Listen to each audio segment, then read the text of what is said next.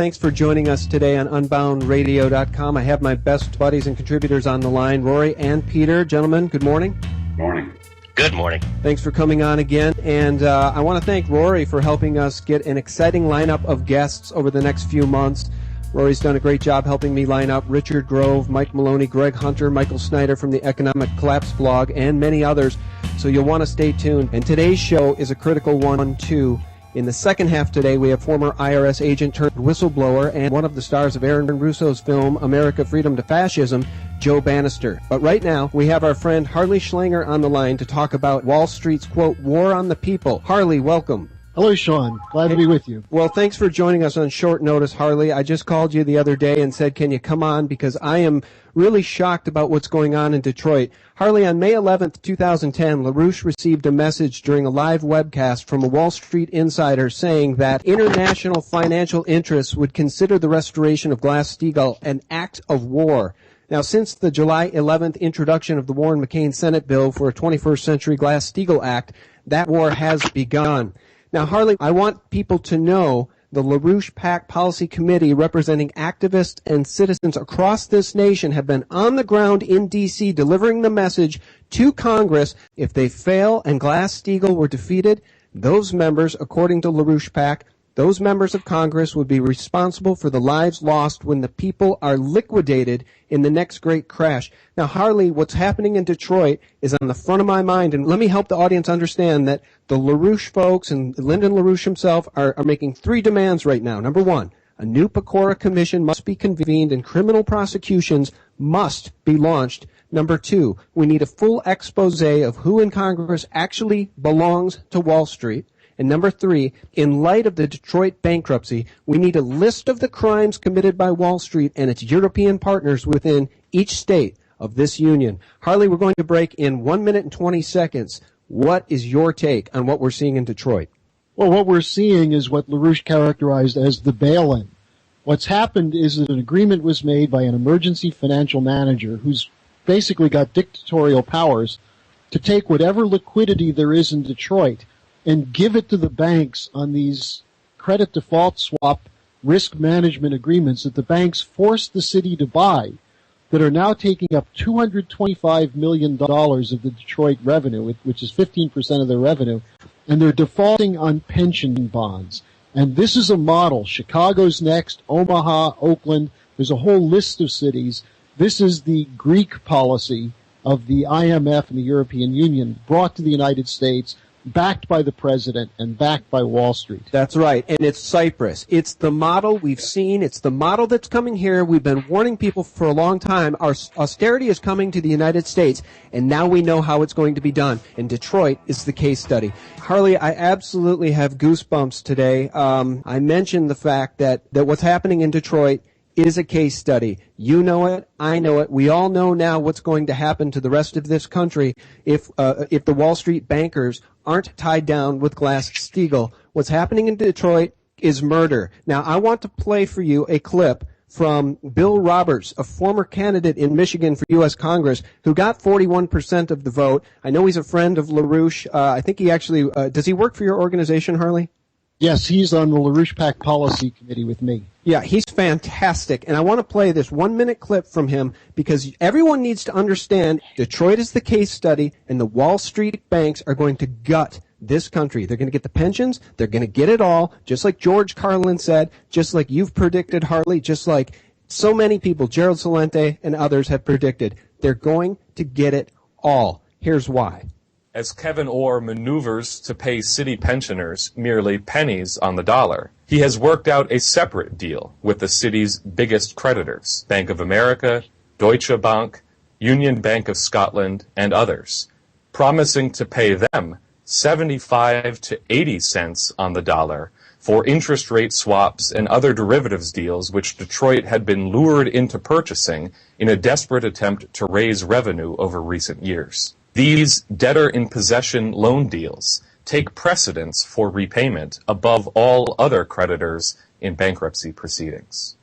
Such an agreement with the very banks responsible for Detroit's bankruptcy to sacrifice the unsecured creditors among the pensioners and city workers for the sake of fulfilling the city's obligations to the banks is the mirror image of the bail-in policy which the EU financial dictatorship forced down the throats of the people of Cyprus.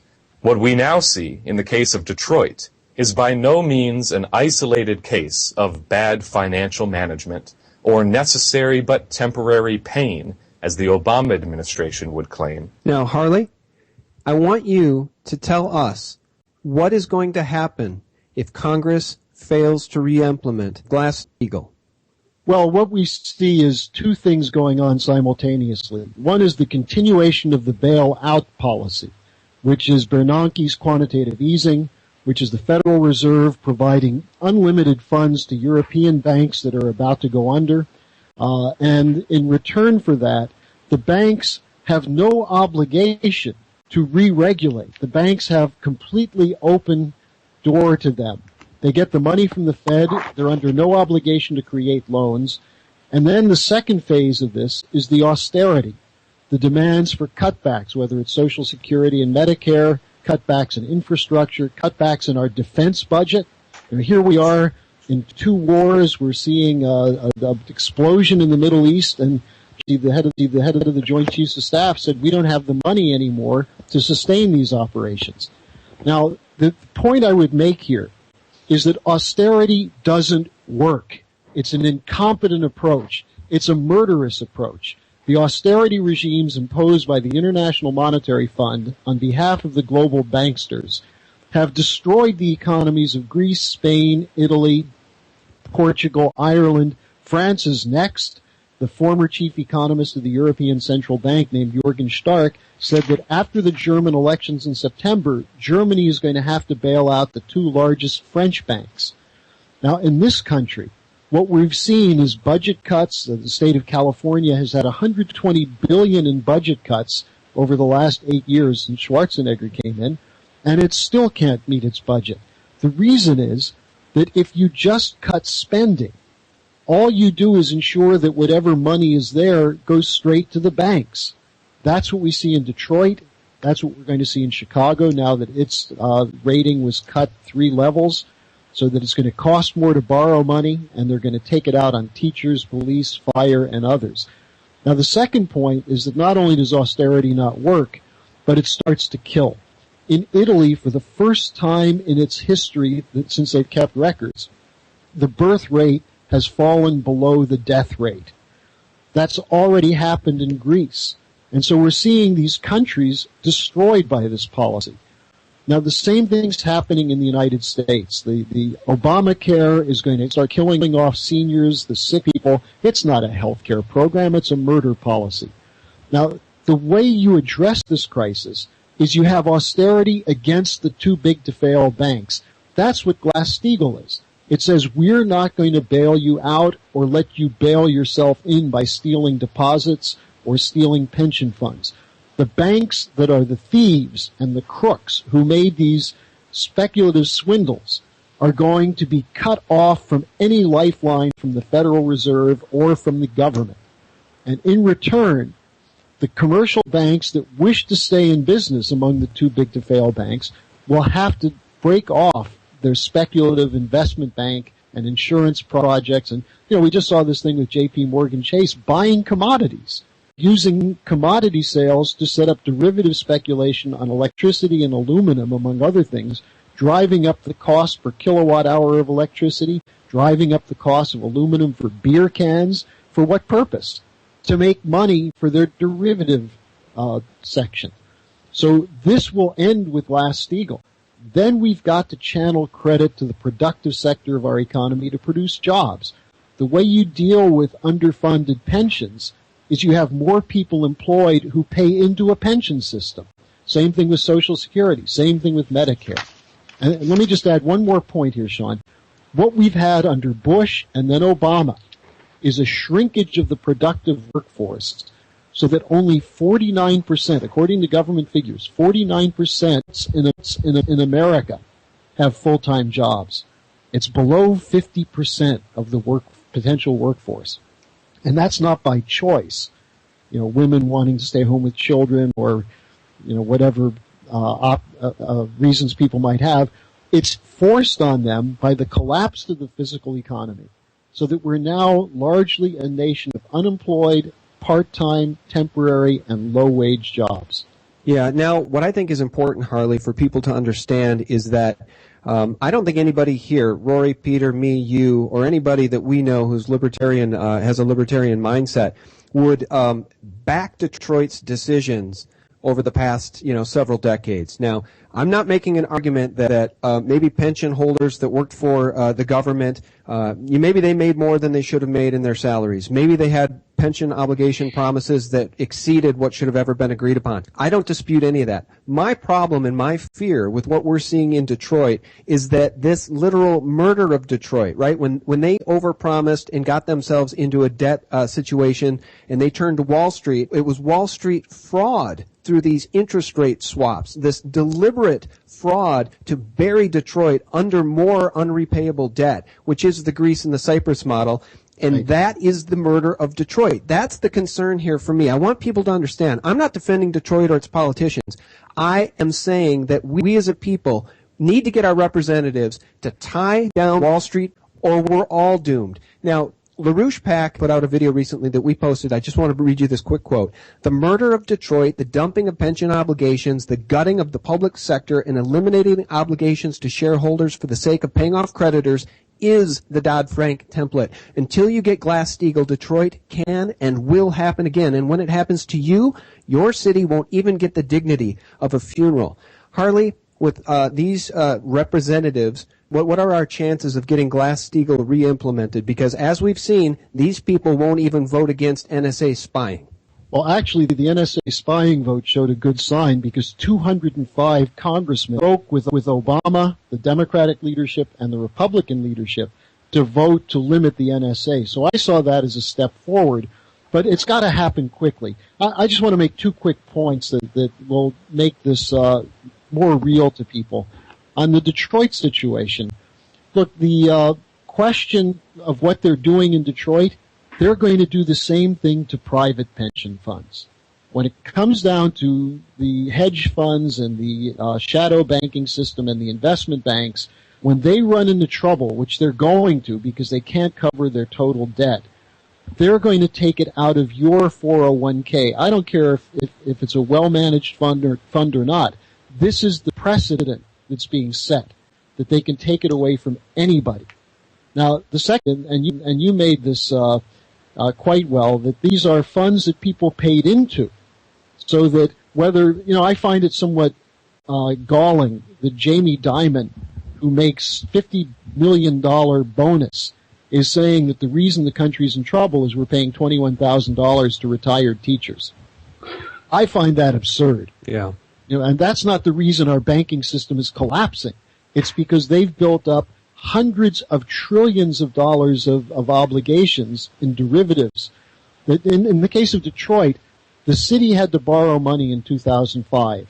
And in order to borrow money from a bank to finance bonds, they had to buy insurance policy from that bank.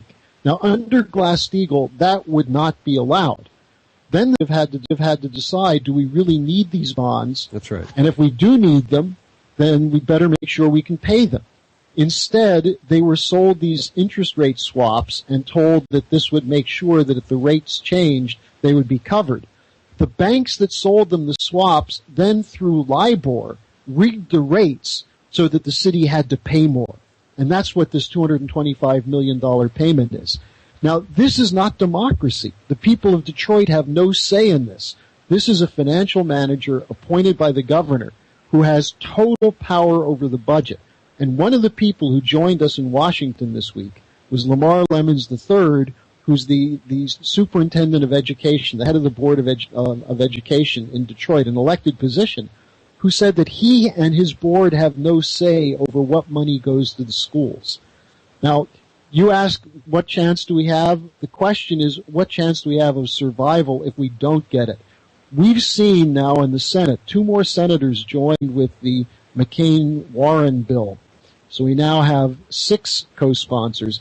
That needs to go way up. We need to say to these congressmen, don't come back to the district until you've shown us that you'll defend the Constitution against these bankers, against these usurpers like Obama and the NSA.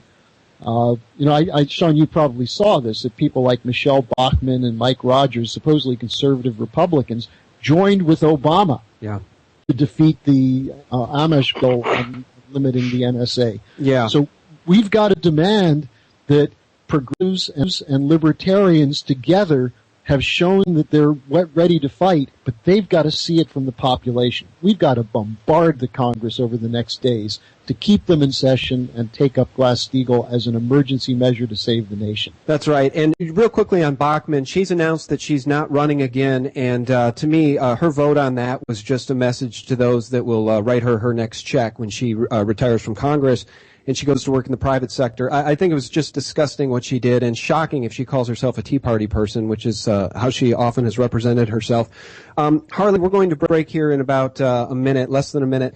Let's recap this and put a finer point and an exclamation point on it, because the Wall Street insider that contacted LaRouche back in 2010 said, Glass-Steagall, any reimplementation of Glass-Steagall will be viewed by Wall Street as, quote, an act of war. That's really shocking language, but at the same time, to any clear-thinking person, we are already at war with Wall Street. It is Wall Street. It's Wall Street versus humanity. I've often said for the past 2 years, I've signed off on a lot of my videos saying it's the banksters versus humanity. I want to just mention one thing here. Earlier in the show, we talked about the LaRouche flank, 3 demands, one of which is a new PCOR commission, which must be convened and criminal prosecutions must be launched. And the second point on that one is we need a full expose of who in Congress actually belongs to Wall Street. And that's the one that concerns me, Harley, because we cannot win this war against the banksters if the representatives who pretend to represent us don't. And if they're in the pockets of Wall Street. Michelle Bachmann's vote on the NSA has me concerned. Recently, we've got the New Jersey Governor Chris Christie calling Rand Paul and libertarians dangerous. His exact quote was, this strain of libertarianism that's going through parties right now and making big headlines, I think it's a very dangerous thought. Harley, if we don't win our representatives back or kick out the dishonest ones, how are we ever going to win this war against the banksters that they've declared on us, by the way? Well, we have to win it. I mean, there's no alternative. And Chris Christie is an example of a Wall Street Republican who's very comfortable working with a Wall Street Democrat like Obama. But, here's my experience has been that there have been cases where there are people who take money from these interests, and if they actually get enough pressure from their base, they'll vote the right way. And, we should say to them, all right, take the money, but vote with us. And we have to make them more frightened that they're going to lose their constituents. Most of the time, we have maybe 50% or less of the people who are registered actually vote. And so our elected officials are usually elected with a quarter of the actual registered voters. And since only about half the country is registered, it's about 12.5% of the citizens are choosing who represent us. Now, if we actually have a citizens' movement, restore the Constitution with the idea of a second American Revolution to defeat these private special interests that today are the same families that our founding fathers fought when it was the British East India Company. Now they're called Royal Bank of Scotland, Deutsche Bank, J.P. Morgan Chase. If we can get the story out, which includes who's paying the Congress, and then secondly, what are the crimes of these banks that the Congress are protecting? And that if you support them, if you're in the Congress and you support J.P. Morgan Chase after all the evidence of their fraud and corruption, then you are a traitor. Not even someone who can be unelected can be forced out of office. We've got to have a riled up citizenry. And you do a good job of bringing these issues forward. I want to give people an 800 number they can call me because the time is short. We're really scheduled for August 2nd recess, and we've got to maximize the firepower we put under the rear ends of these congressmen. Yeah, and I want people to call you, and I want people to get involved. And one of the reasons I love you and what you guys are doing over there is because you have boots on the ground. You're actually talking to representatives. You're trying to implement change for the good of humanity, for the good of the American people. And a lot of people want to accuse us who talk about these real issues as being doomers or people that peddle fear porn. And the reality is we deal in reality. And what I love about the LaRouche PAC folks and you, Harley, is that you are actually actively trying to do something. So anybody that's looking for good news or a real way to take action and fight back, call Harley and get involved, or go to my website and type in LaRouche in the upper right-hand search bar. You'll get all their recent reports from D.C. Harley, we have about a minute left. Give them your information, please. And thanks so much for joining us today. Sure, and I'm always appreciative to have a talk with you, Sean. The number to call is 800-922-2907, and your listeners who have called know that I will return the call. It may take me a day or two, but I'm on the case. 800-922-2907. Tell us who your congressman is, and we'll see if we've got something moving in your district and in their office. 800-922-2907. And for the latest real news coming out of the LaRouche organization, Harley, tell folks where they can find that. What's the website? It's LaRouchePAC.com. And you'll get reports from the 6 policy committee members who have been meeting with the Congress, who've been at the Black Caucus, they've been at the Tea Party meetings. They've been stirring things up and really making life miserable for the traitors in the Congress. Well, I want to thank our friend Michelle. She's your friend. She introduced me to you a while back, and boy, what a great thing, because you're such a great friend to Liberty, and we're so glad to know you, Harley. Thanks for taking time on short notice to join us again today. Harley Schlanger from LaRouche, thank you. Thanks, Sean. Talk to you soon. Thank you.